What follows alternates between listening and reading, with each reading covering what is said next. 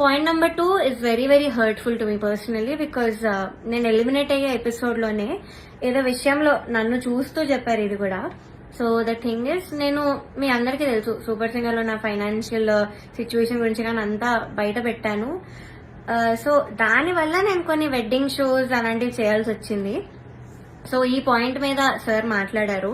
ఏమన్నారంటే అసలు wedding shows చేసేవాళ్ళు నా దృష్టిలో సింగర్సే కాదు, నాకు చాలా అసహ్యం, it's like your disrespecting music అని ఈ మాట అన్నారు. చాలా చాలా బాధ అనిపించింది. అదేంటి అంత స్టేజ్ లో ఉన్నాయని ఇలా మాట్లాడారేంటి అని. సో ఇదొకటి నన్ను చూస్తూ మాట్లాడారు ఇంకా. So it was very hurtful.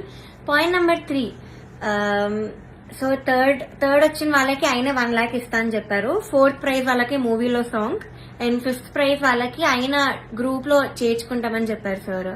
So ఇది ఎలా చెప్పారంటే 5th ప్రైజ్ వచ్చిన వాళ్ళకి నా దగ్గర కొంతమంది రోజు వచ్చి చాకరీ చేస్తూ ఉంటారు, వాళ్ళ ట్రూప్ లో జాయిన్ చేసుకుంటా అని చెప్పారు. ఇలా చాకరీ అనే వర్డ్ వాడారు.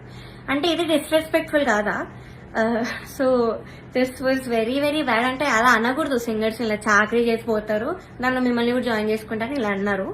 సో మీకు ఎలా అనిపిస్తుందో ఇంకా మీరు ఆలోచించండి ఒకసారి. డైరెక్టర్ జ్ఞాపిక ప్రొడక్షన్స్ వాళ్ళ అనిల్ గారు అండ్ హిజ్ వైఫ్, వీళ్ళే మెయిన్ అక్కడ అంతా కంట్రోల్ చేసేది, అంతా వెనకాలంతా చేసేది వీళ్ళే. సో ఫస్ట్ పాయింట్ వచ్చేసి సాంగ్ సెలెక్షన్. ఫస్ట్ నేను మీకు చెప్పినట్టు జడ్జెస్ అక్కడ బయాస్డ్. సో కిరాణి సార్ ఏమో మెలడీస్ వాడితే వేసేయడం, ఆయన కంపోజిషన్స్ వాడితే వేసేయడం, చంద్రబోస్ సార్ కూడా అంతే, సునీత గారు కూడా అంతే సేమ్.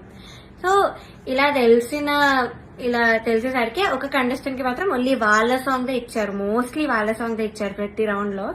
ఇంకో కంటెస్టెంట్ కి ఏమో నీకేం వచ్చో చెప్పు ఆ సాంగ్ ఇచ్చేస్తామని చెప్పి ఇలా ఇచ్చారు ఒక కంటెస్టెంట్ కి.